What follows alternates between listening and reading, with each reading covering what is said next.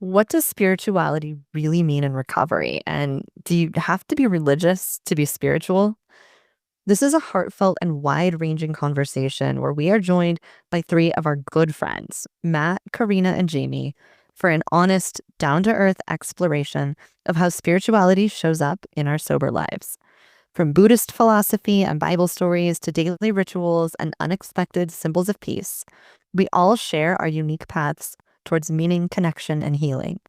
Whether you're religious, spiritual but not religious, or just curious, this episode will meet you where you are.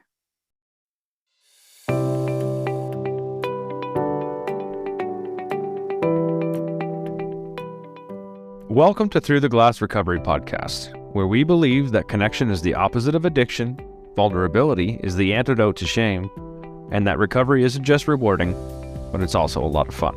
We're your hosts, Steve and Julie.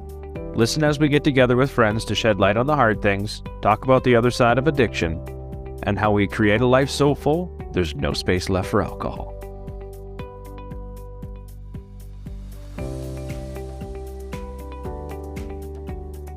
We hope that you'll keep in touch, whether it's at our free Monday night Zoom support group, through our email newsletter, or on our Facebook group.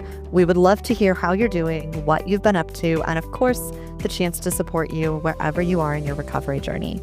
Visit our website at throughtheglassrecovery.com and check out all of the ways you can get involved in our community.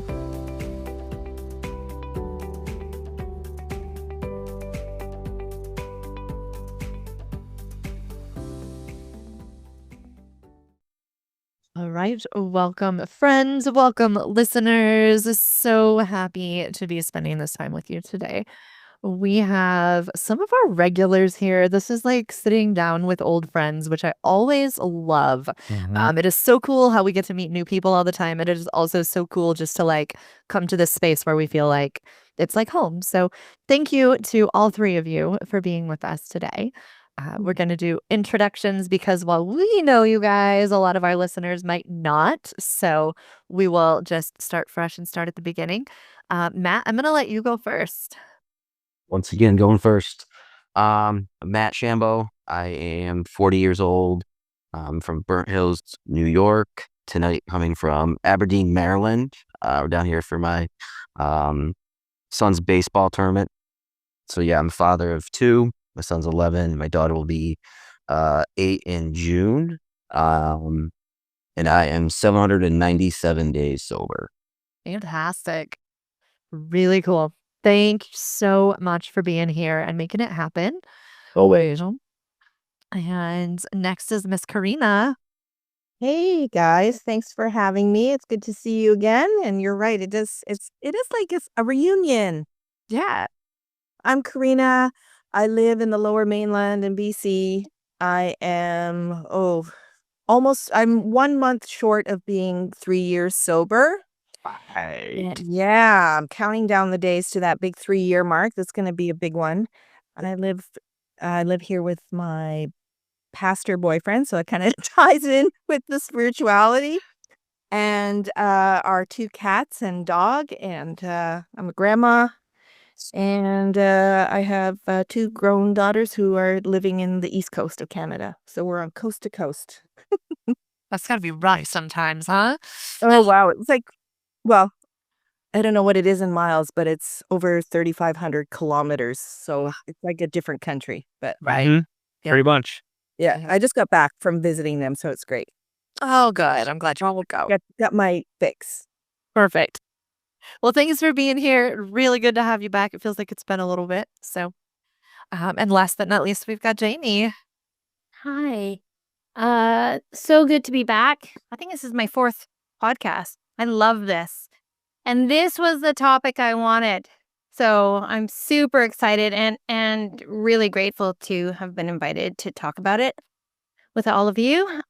I live on Bowen Island, which is just outside of Vancouver, in British Columbia, Canada. And I just passed 4 years. Yeah, you did. Yeah, I did. Living my best life for sure. Single mom to 2 teens, but 17 and 20. And they're both here with me, thriving, doing well. yeah. And I don't know. I definitely feel like this is a reunion. This is amazing. I love it. It is. It's great. It's always Cool. it's always nice. I mean, we've spent a fair amount. Like we've known Jamie for a good 3.5 years, anyways. Well, and Corina, It's we met right at the beginning. So yeah, so no, 3.5 years, and then Matt we've known for how long? A year and a half. 2 years over. Yeah, right. So I mean, it is very much like a reunion if you look at that. Like it's We've like done recovery together. This is so cool. yeah, yep, Awesome. It's true. really awesome. Yeah. Well, really happy to have you all here. So, for our topic today, spirituality can be a loaded word. It might bring comfort or confusion or resistance or all three. But for a lot of people in recovery, reconnecting with something greater than ourselves, whatever that looks like, has been a powerful part of healing. That said, we all know there's no one size fits all path. So today we're talking about our own evolving experiences with spirituality and recovery, what has shifted, what's opened up, what it looks like to build a spiritual practice that feels real and meaningful. So, what does spirituality mean to you now, and how is it supporting you in your sobriety journey? Such a fun topic. Obviously, some open-mindedness was part of trying to figure out how to get some people on here and have this conversation, because it could go so many ways. And I say that from my own personal experience, because I'm going to start out with this one. When it comes to spirituality, I mix that up with religion. Hmm. And so my own experience was religion was spirituality. And until not too long ago, I was able to separate those two and piece together what I begin to believe as opposed to what I was told to believe. So, Julie, when you did this introduction and you talked about there was 3 different things, and I forget what they were, but the one thing that came to my mind that I said silently was resentment, because I have some resentment that also comes along with this, which is why I think this is going to be a great conversation, because if you mix religion with spirituality and combine those two, you can get resentment. That's where I was. And Yeah. so hearing these different perspectives, and I'm seeing Corina nod her head, but hearing these different perspectives and what works for them, it's a conversation that a lot of people don't really get to have. So I think it's really cool to have this group here to broach this topic. Definitely. It's funny because I think it's one of the tenets of the big book, the big blue book, AA, and it's what keeps a lot of people away is this idea of a higher power and spirituality, because even, they've loosened it. It doesn't have to be God anymore. The AA community has said that, it's just a higher power. And so I think for a lot of people it is problematic because we aren't we aren't typically religious anymore as a society. I mean, maybe individually, some of us may be, but I do think people are looking, and a lot of people, they find it in many ways the way that you do, Steve. I really like how you said that because that's how I feel too. I wrote that for me, spirituality. I describe myself as an accidental spiritual tourist I love that. because I didn't go looking for faith. I didn't go looking for spirituality, but recovery cracked me open in a way that made me more curious and receptive. And I've always approached my spirituality a bit sideways. I'm not a joiner by nature. I learn best from the edges where there's room to question and grow. But before sobriety, I was drawn to Buddhist philosophy with its emphasis on presence, compassion, and the reality of suffering, which really helped me. And these days, I find myself in a Christian faith community, not because I had a grand conversion moment, but because I'm in a relationship with a pastor, which was, it was a Tinder date. I swiped right, and I didn't know he was a pastor, but here I am. Now I've joined the United Church of Canada. I'm almost a member. I'm actually considering getting baptized so I can be a member. And I went to church to support him, but surprisingly, I found something in the message of Christ that deeply resonates. I'm not devout in any traditional sense, but I found meaning in the humility, love, and radical compassion that's at the heart of his story. And that to me is what spirituality is. It's how I live, how I love, how I show up with grace, presence, and hope. Love that. I got so much tingles. I got like the tingles that just went through my body. Yeah. No, I think that's beautiful. Actually, that's kind of a great starting point. If I were to ask you, Jamie and Matt, how do you guys like define spirituality for yourselves? What does just the word spirituality mean to you? Matt is like, shit, I don't know. I don't have notes, he says. You don't have to answer. I'll buy Matt some time here, and I'll go back a little bit to sort of share my story with about my relationship with, I guess, spirituality. That I grew up in a household where, I would say that my parents had a very deep and rich value system of kindness and compassion and generosity, and so many of these qualities that we see in so many different faiths. And we did Christmas, we did Easter. I mean, we did the Christian holidays, but it was always really about just coming together as family, and it was really always about expressing gratitude and connection, and you know. Then in my 20s, I have always been a seeker. I've always been interested. I lived on the beach in Hawaii and did like a vision quest and fasted for 10 days. I spent a year and a half on my bicycle and went from Nepal, Tibet, Pakistan, India. I read the Quran, I read the Dhammapada, I read the Bible. I was everywhere all at once. But I ended up guiding trips for about 15 years in the Himalayas, and really, really got into studying Buddhism kind of academically. I apprenticed in Buddhist art and iconography. So in order to do that as a student, you learn about all the symbolism. And there's so many metaphors in Buddhism, and or symbols. And I really, I would attend teachings, and I really started to feel like that resonated with me. So sort of like you, Corina, I wasn't going to look for a religion, but in my heart, I truly felt that this makes sense. I kind of want to apply this teaching and see if it works. And so I think in 1999, I took what they call refuge, which is like a lay person's vows as a Buddhist. And I'll just skip forward 15 years. I'm 56 now. You guys we'll do the math afterwards. But ultimately I called myself a Buddhist. I was reading the books, I was doing the prayers, I was doing all the stuff, reciting the mantras. But it wasn't until a really, really hard time in my life, a divorce, everything fell apart in my life. And then I really applied the teachings. Things like non-attachment, compassion, non-separation, like all these these things that I'd read about and I said I believed, but I hadn't really I hadn't applied them and used them to move through something really hard as an adult, as a mature adult. And I'd been studying for a long time, and it was so amazing to apply these concepts.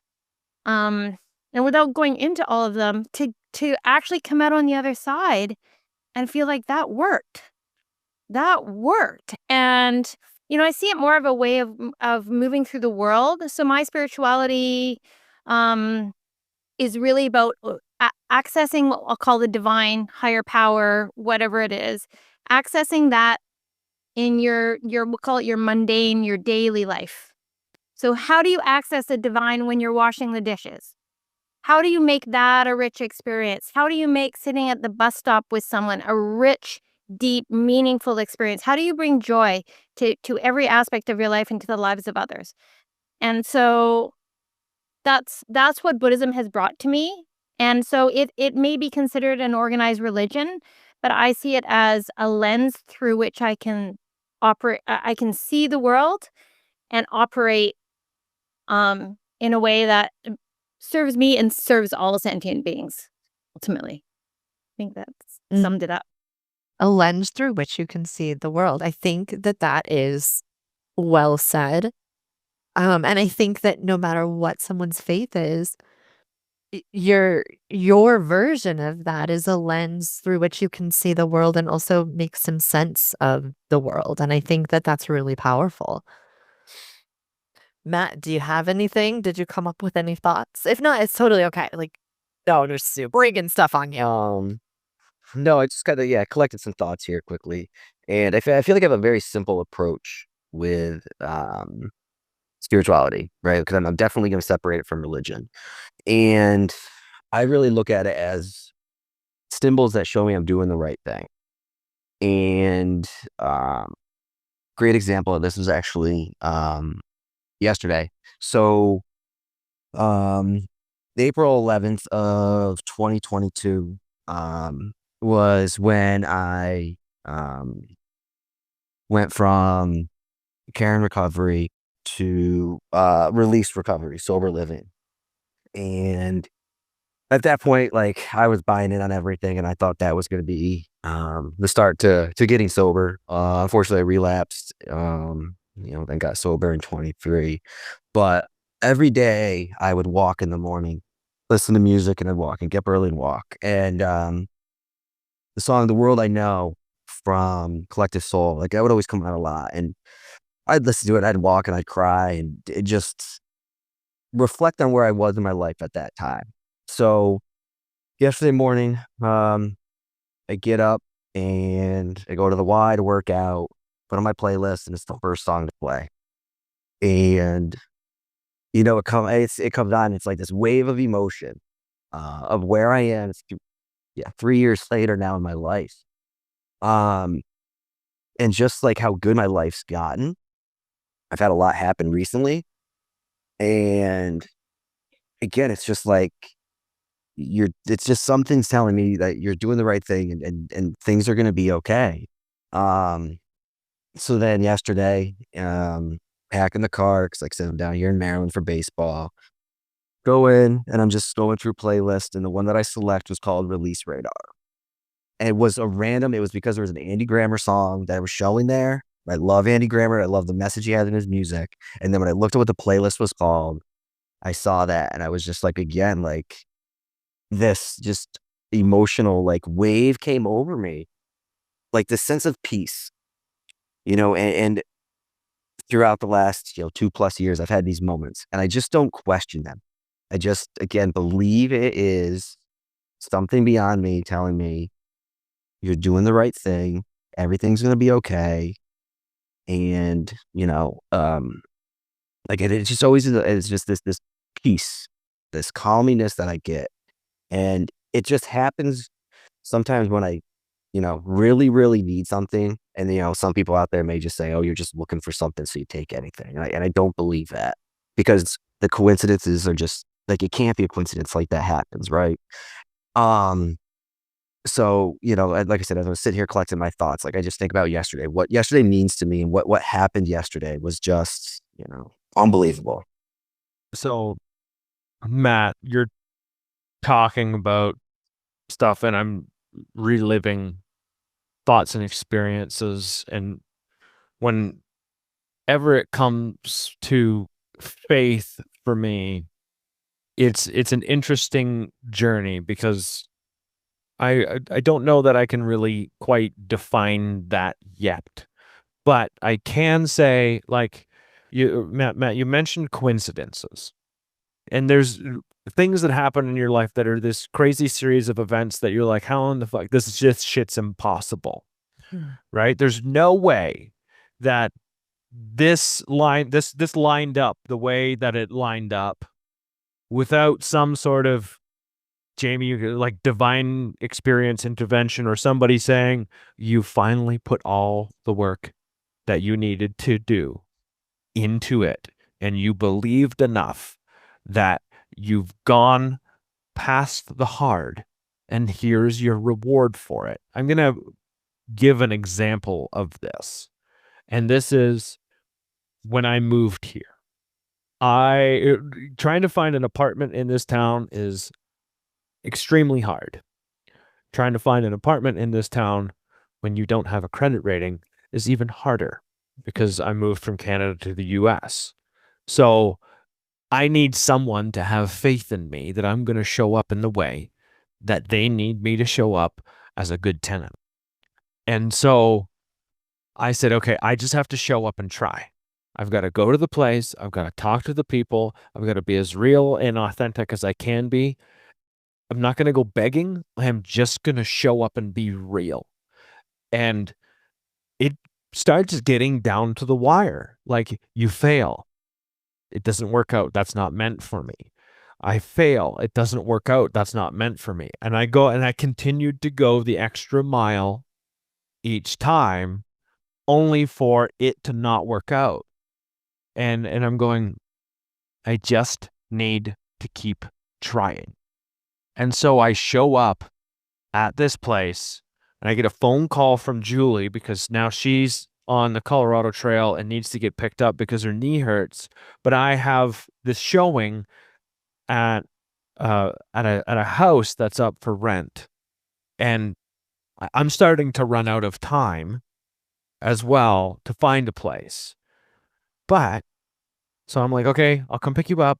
I'm going to go to this open house. I go to the open house. I meet the owner.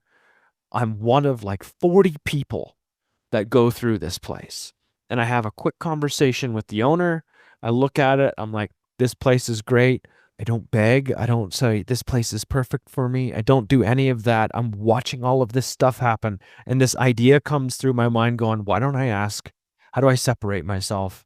And why don't I ask, what is important to you? What would you like to see in a tenant? And I walk away, I write my name down, and I'm going, like, I tried. I drive away, I go and I pick her up, and I'm not expecting anything. I'm not even expecting a phone call. My phone rings 2 days later. And this happened to me with my very first apartment after I moved out, because I needed a place to live, and this lady believed in me. Lady I didn't even know. I get a phone call from this lady, and she decided to believe in me too. Out of nowhere, out of the blue, a strange guy from Canada. And I just start bawling on the phone. Like, I can't believe this. This stuff gets written in books and in movies. That's what it feels like to me.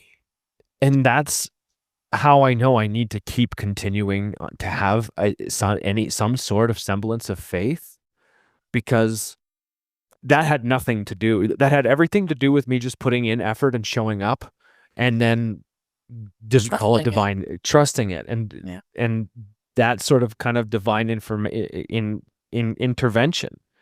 And that feels like extremely weird for me to say, because that's not a thing that I talk about. It's just a thing that, you know, at the very beginning of my recovery, when I started out in AA and they said, believe in a power greater than yourself. And I was like, the most practical thing I could think of was the weather. Right? It was absolutely nothing I couldn't control. I can't control the weather no matter what I do or how I try. That's amazing. They're like, believe in something. I'm like, okay, that's what it was. That's where it started for me. Mm-hmm. And I think that's all it is. It's where it started for you. I think that's important, and you just evolve. And as long as you have that open mind and willingness, like an open heart and a sense of curiosity, you start finding your way, and you start finding an understanding that works for you, right? My story, and I'll try to keep it brief because it's kind of complicated, but I was raised in the church. I was raised in a private Christian school. We had Bible class every morning and chapel twice a week, and I went to church on Sundays, and we were really involved in the church. So that's kind of how I was raised. I mean, like, we did like Bible drills, and I could sing songs and name all of the books of the Bible, and I could tell you every Bible story there is out there and probably where to find it in the Bible. And that stuff was drilled into my head from like toddlerhood. And like I know the stories, I have the facts, I all of that, but I never really felt connected to it in my heart, if that makes sense. Yes. And so like you can teach anybody anything, right? But if it doesn't actually go from your head to your heart, then it really just doesn't carry that much value in your life. And then I got into adulthood and I kind of stepped away from all of that, as I got into high school and then my teenage years and whatever. I just didn't even think about spirituality at all. And then ended up married to my husband who is like he comes from a family with even more religion than mine as far as like yeah, I mean we're talking like long skirts and head coverings and keeping all of like the Jewish holidays and just so very different but also very devout. And so that's what I married into. And so I have two kids. I'm trying to figure out how to be a good mom. I'm dealing with all the self-worth issues that I've dealt with since forever. And then I was like, maybe religion, if I could just get the religion thing right, maybe that's what's going to make me feel good about myself. And I'm going to be able to do life and I'm going to be able to overcome the depression. And so I dove into religion for a second time as an adult with like a please, please, please let me believe this kind of feeling. Read the Bible start to finish again. I was visiting with friends that were, believers and we tried going to church and I was just trying. I was grasping, desperate to try to believe in God because I was sure that maybe that was going to be the thing that would fix all of the pain inside of me. And it didn't. I mean, eventually I turned to drinking instead because we all find some way to fix the pain inside of us, right? And religion wasn't doing it for me, and eventually I found alcohol. But I've since obviously, did the whole addiction thing, found recovery, and then started approaching it with more of like an open heart and an open mind. And I can say with a lot of confidence that I really don't believe in God in the way that God was presented to me throughout my entire life. And I'm okay with that. I'm also not going to say that there definitely isn't a God because I do believe that I'm on like this path of discovery and exploration.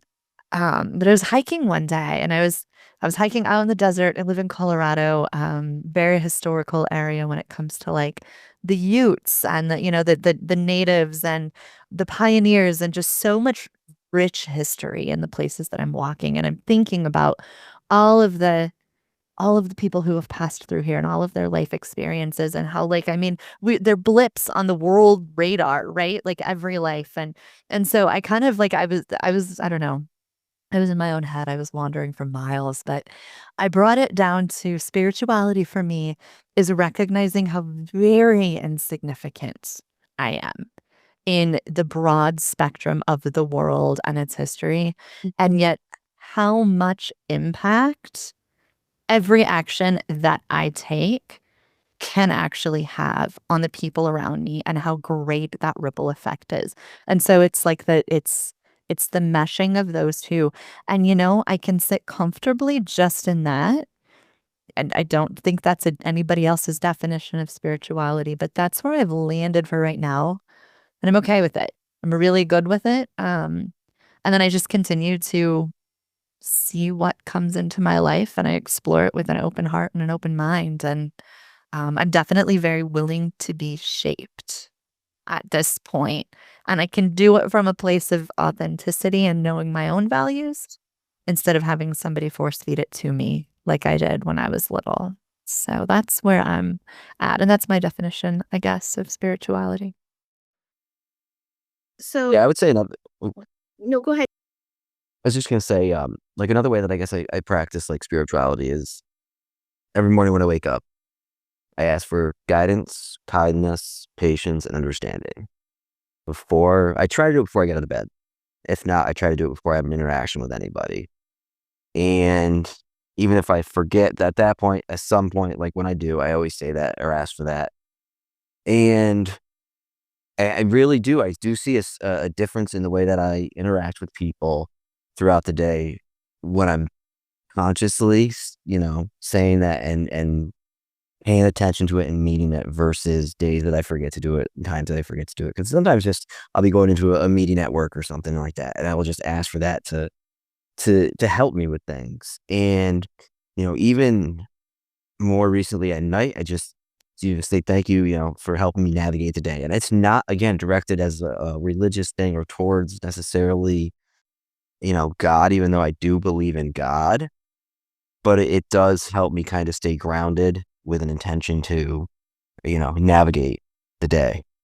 Mhm. Yeah, I was just gonna share that.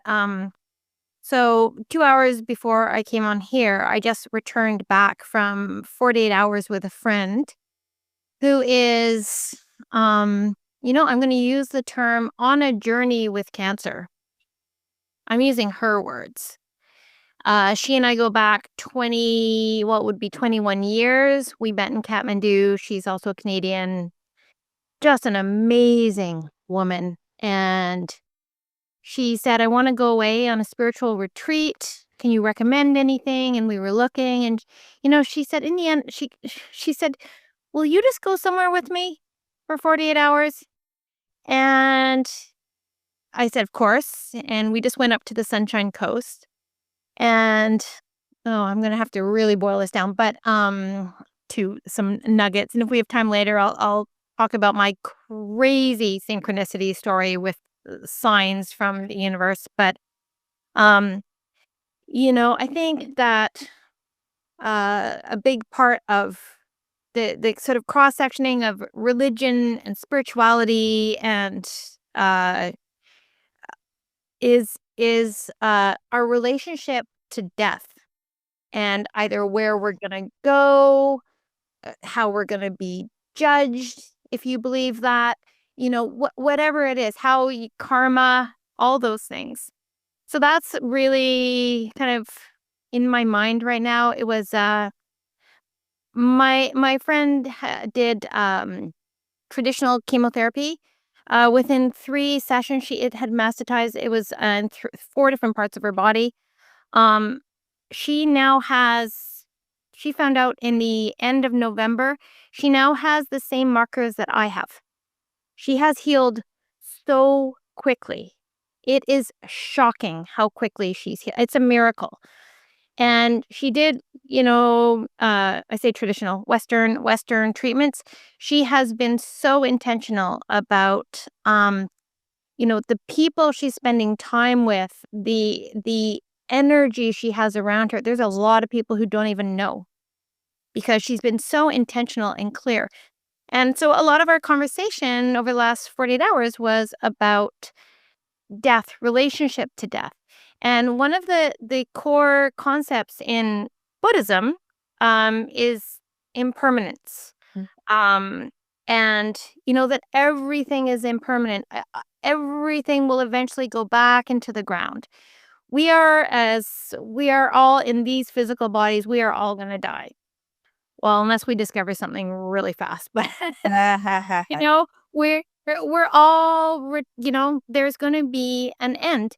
And in Buddhism, a big I love this principle that it is when you fully embrace your own mortality, that you have a finite period of time on earth, that you truly start living.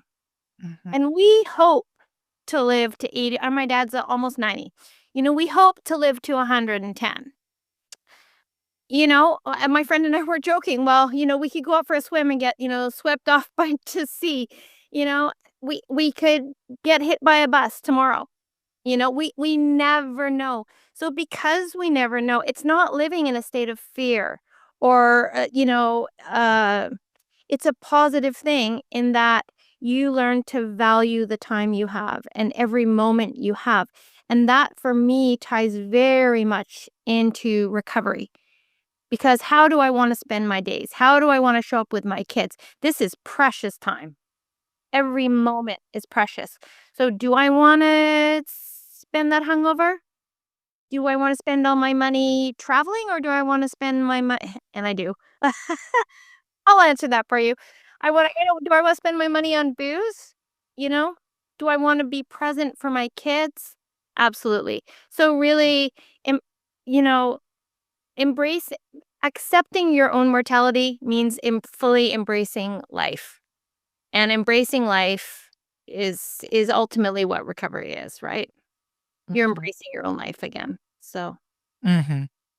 I think that's another good piece is how does your whatever your spiritual beliefs are or your practices, how does that support sobriety for you?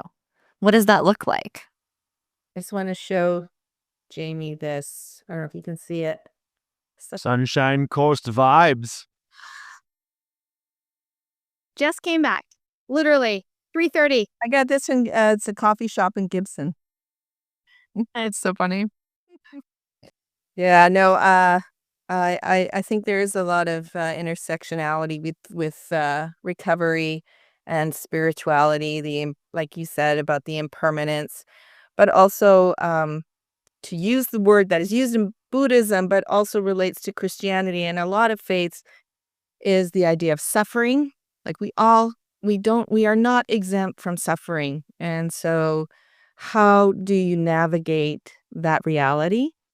And how do you find, I mean, you can find meaning in it, but also how do you find compassion that you're talking about, Jamie? And how do you find connection to everyone who is in your circle? And yeah, making those choices as you make those as you allow it to guide you, right? My friend is growing in such beautiful ways that she literally said to me, I mean, we were out there, we had the sage burning and we're doing yoga and the sun is shining and the birds are all around. I mean, it was beautiful. And she said, "Wow, I am so grateful to cancer for waking me up to, you know, how valuable my time is and my life is." She is on fire. Mhm. To get to that place, I was just bowing down to get to a place of gratitude for a wake-up call as intense as that. Yeah, Mhm. I That I is beautiful. I learned so much in the last 48 hours. Awesome. That. Yeah. She's been a great teacher to me this last I think one of the most inspiring things when it comes to being privy to watching other people practicing their spiritual practice is when they live in that set of values. Yeah. And it's very true to them. And like what by the set of values I mean like the compassion and the openness and willingness to invite others into it instead of uh telling people that this is how it is. Uh, there's a softness to it that exists that you have no choice but to feel when you're in their presence, if that makes any sense.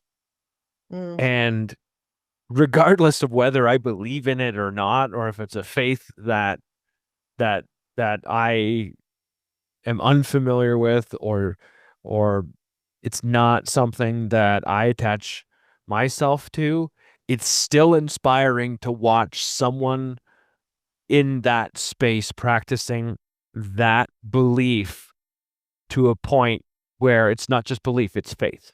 It is big. It's faith.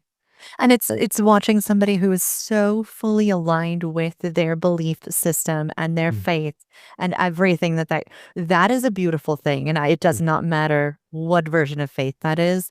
Those are the people that I want to surround myself with.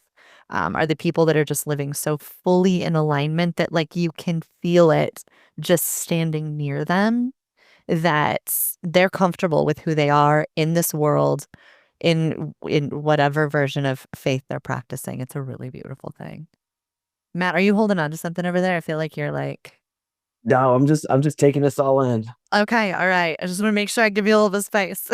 I honestly, for me, it's always cool to listen to other people talk about what their faith looks like, because mine is in its infancy. It really is. It has a chance to grow. I'm sure there's seeds planted that I don't fully understand. There's Corina, when you talked about accidental spirituality tourist, that is very much kind of where I go.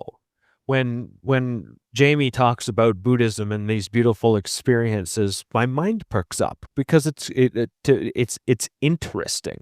I have a willingness. I can tell I have a willingness because whenever somebody speaks about their spirituality in a way that is passionate to them, my curiosity goes, I wonder what that's about. Even if it's not something I agree with, I still kind of wonder what that's about. Like, is there something in there that I can latch onto and put into my own daily thoughts and practice and stuff? Like, for the most part, for me, it's do the best I can, be the best version of me that I can. I don't ask for a whole heck of a lot from a power that's greater than myself. Although I do believe that there is something that exists out there. I have no idea outside of that. Like, it's very basic. It's pretty darn simple. But I think just having an open-mindedness about it is a great place to at least start. And I don't know that it needs to be much more until maybe there comes a point in my life where I feel like the practice needs to be deeper. It's the, The fun. That's part of the experience, right? It's what is it? We're not human beings, we're human doings. The you. Yeah, sorry. Thank you. I was going to get it wrong. Dyslexia. Yeah, we should be human beings. And look, instead of looking for the answers, just staying open and listening and being curious and accepting. I think that I feel the same way that you do, Steve. I mean, what you're talking about resonates for me. I can't, like I say, I'm not about doctrine at all. I and I mean, I taught in a Muslim country for 2 years, and it was wonderful to be part of. To take on to go into the um religious houses. I can't remember. I want to say temples. They're not temples. They're mosques. Thank you. Can't believe I couldn't remember the word mosques. Um, and just knowing that, in that spiritual or faith practice, it's about peace. It's about love. It's about acceptance. Christianity, Judaism, Buddhism, their core tenets are really that grounding that Matt was talking about. It's all there, right? It's all in how you connect to community and the stories. So the Quran has stories, the Bible has stories. Now this is where I might step on toes because it's we're talking religion. But the stories, those are the lessons that kind of help you with your everyday guidance, the guidance that you're looking for in how to navigate a difficult situation or how to navigate a challenge, a value that's been challenged or something like that. I have a really unhealthy relationship with Bible stories. And again, like I had to deconstruct my entire faith system at 38, 39 years old. And so much of that was used when I was a child and the way that I was raised. So many of those stories were used almost to instill fear, to Yep. get you to behave the way that made you the easiest to deal with. That's what, when I look back, that's what I see. And I know everybody has a different experience, but as a child, that's the experience that I had. And so I'm at a point now where if I hear too many Bible stories, like it makes my skin crawl because I feel like that's how it was used when I was a kid. I also see the beauty in the stories because it creates an opportunity for connection, like across generations. And so there is something really beautiful about that. But for me, I had to deconstruct so much of that to dig out my authenticity and to dig out my self-worth and to learn how I'm allowed to show up in this world. And so, yeah, my relationship with religion is a little touchy. That's not to say that I'm not still open-minded when I'm talking to the right people, but I definitely carry some baggage there, and I think a lot of people do when it comes to, being just the way we were raised and well-meaning people who wanted the best for us, but it definitely created some weight that I've gotten to then carry through the rest of my life and try to set down a little bit at a time. It's interesting how it works that way, and I was not raised religiously at all. So for me, I am like Steve, just super curious. And then my partner, when he does a sermon, he's a historian. And so the history, and again, because I lived in the Middle East, so many of the stories take place where I walked.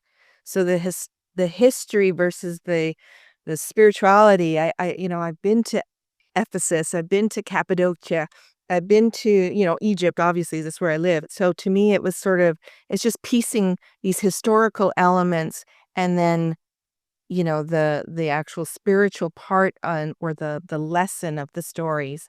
My only point actually was to just say that all the religious books, many of them have these wonderful stories, and yes, I guess they can be used as cudgels, but they can also be used as a way to inspire or Mhm. help you find meaning. I just think I'm an English major, so for me, they're just super fascinating from a very critical, analytical point of view. Also, just listening to you guys, it just made me think about the difference between faith and blind faith.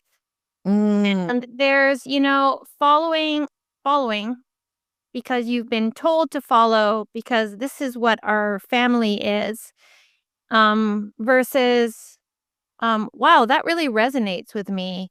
And as I was saying, I mean, I called myself a Buddhist and I studied the Buddhist texts and I did all the things. And then I actually used the teachings and they really deeply resonated at that point. Um, but, it's not to say that I'm still not testing things for myself. I'm not blindly following. That's actually one of the Buddhist teachings. If you're given gold, you weigh the gold, you feel, you check all the qualities. But for example, I just practiced Ramadan for the first time in my life, and I've spent a lot of time in Muslim countries during part of Ramadan, not all of Ramadan. I lived in Indonesia, but in the Hindu area, so practiced a lot of Balinese Hinduism. I spent years in India, but this is the first time I consciously decided I was going to do Ramadan and to increase a sense of gratitude for things, um, connect with community. There are lots of reasons I chose to participate, just to share that experience with the Muslim community. And I have a lot of Muslim friends, and it was amazing. yeah. It was absolutely amazing. So, yeah, I mean, I've read an English version of the Quran. I don't practice Islam, but it was an amazing experience, and I would say it was a spiritual experience Mhm. in that gratitude is part of my spiritual practice. In that, how I show up for community is part of my spiritual practice. So it really, I often say, like, right now I'm really strongly cloaked in my practice, meaning, it's all around me. I'm not forgetting most of my interactions. I'm thinking about, it feels bigger than what it just is. But the fasting for a month there's no water. You can't have water for the day. Yeah. There's nothing. I signed up for it before I knew that. No, there's nothing from sun up until sundown. Then you have iftar, and iftar is amazing. It's So uh, good. iftar is the meal that you have when you break your fast at sunset. The piece that was lacking for me was I didn't have that community here on Bowen Island, but when I did, I was sharing it with other people, and a whole bunch of people found out afterwards and said, "Oh, tell us when you do it next year." I better do it next year, I guess now. Is it is when asked to break the fast, but it was a really amazing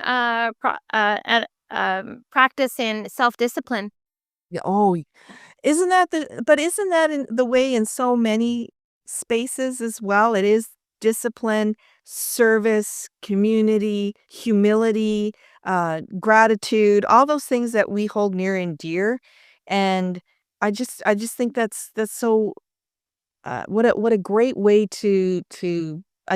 be an accidental spiritual tourist, like I'm just gonna do Ramadan.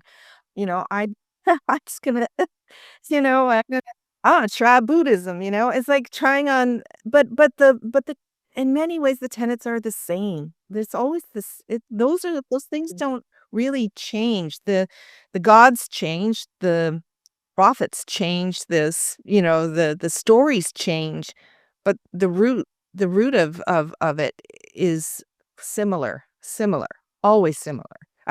Well, maybe there is a religion out there or a faith out there that says, "Oh no, you're supposed to be greedy and you're supposed to hoard everything and you're not supposed to be friendly to your neighbor. You're supposed, and maybe that's that jealous because I don't know. But I just feel that, yeah, the lessons that we get from our experiments and our experiences really kind of help us build a better soul. Mhm. Yeah. Matt, do you want to throw anything else out in there before we wrap this up? Any other thoughts you have to share? I mean, just kind of going like I said, like I take a very broad stroke at this with spirituality, and it's like I've had probably the best week, the best 7 days of my recovery, the last 7 days. I mean, stuff has happened to me that I never thought would. I've realized things that I guess I never imagined because I didn't realize I didn't know it. But just ending here the week with you guys. Things coming together last minute just will work out, and it's just one of those things that I don't question it, but I need it, and it always seems to work out. You know, thankfully in my favor. So, appreciate being here this evening. Yeah, it's one of those things that even just showing up means a hell of a lot more and has a hell of a lot more weight than what we really know. And it's one of the things that I'm learning still through experience, and Jamie just showing up, Ramadan, just giving it a try, that open-mindedness and willingness. If that's not just faith in and of itself, I don't know what is. Just giving it a try. What do you, Corina, you got? No, go ahead. I Oh, okay. didn't want to interrupt you. No, it's and I'm about to wrap this up unless you got something else that you want to add. I did have one little ad. Yeah, go for it. Okay, and sorry, Julie, this is gonna be a Bible story. No, that's okay. Okay, so I just tomorrow is Palm Sunday. And so I just think it's interesting. This is so for those of you that don't know, and again, I don't know why I always have to apologize. I always say to people, I say this to my kids all the time too. I'm not religious, and they're like, "Oh yeah, mom, you just sing in the choir, go to church every Sunday." And now here I am quoting a story. Ah! So Jesus enters Jerusalem, and he already has this premonition that he knows he's going to be betrayed by Judas. And but he enters Jerusalem not on a horse as the people who expect the Messiah to enter Jerusalem. He enters on a donkey, and he not as a triumphant ruler, but on a donkey with humility and purpose, fully aware of the suffering ahead. It's a moment layered with paradox, joy and sorrow, celebration and sacrifice. The image of walking toward pain with grace and intention feels incredibly familiar to me as someone in recovery. Mm. And so sobriety asks us to surrender, to face discomfort, to tell the truth, and to trust that something greater than our own will is at work. And I just see that echoed in the story of Christ, in Christ's journey, historical person or metaphor. Whether or not I claim Christianity as my religion, I connect deeply with that heart of that message. Thank you for sharing that, Corina. Yeah, I wrote it down. It was in front of my notes, but You didn't even have a lot of time to prepare for this one because of everything that happened today. So, I mean, apologize again. that's Accidental again. accidental tourists. And I hope the people that are listening to this episode are accidentally tourisming through what's been shared here tonight. I wrote down faith, and then I put a line that said a value set that you attach to. Yeah. Mhm. And that can come from so many different places, whether if you're listening right now and you're in your infancy of that and you have still a negative attachment to religion, but spirituality is something that you see as something different. And if you're anything like me, detaching those two was paramount and a struggle all at the same time. But to be able to separate those two has given me a willingness to hear what everyone has to say, whether it's something that I believe in or not. And I think all of you expressed the kindness and compassion and generosity and gratitude that having a faith in or a spirituality encompasses. Mhm. They're all things that we basically try and use to be present. So I want to say thank you, Corina. Thank you, Jamie. And thank you, Matt, for showing up and sharing a faith and a spirituality and what's important to you, and which is really a fairly vulnerable conversation, especially when you're a tourist and you don't really know.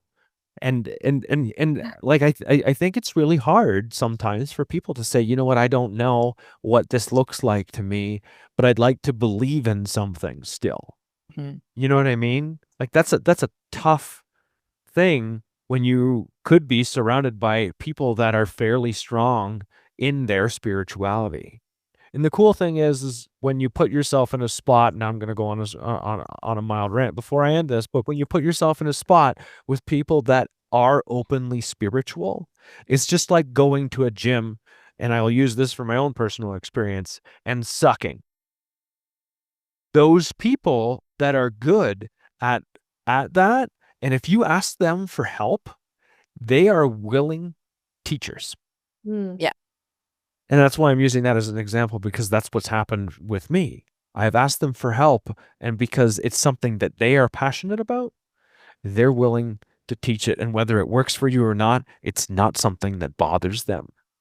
They're just willing to share their passion. So thank you guys. I really appreciate your time. Thank you. Appreciate it, guys. Thank you so much. Good seeing you guys. Yeah. You too. Thanks so much for being here.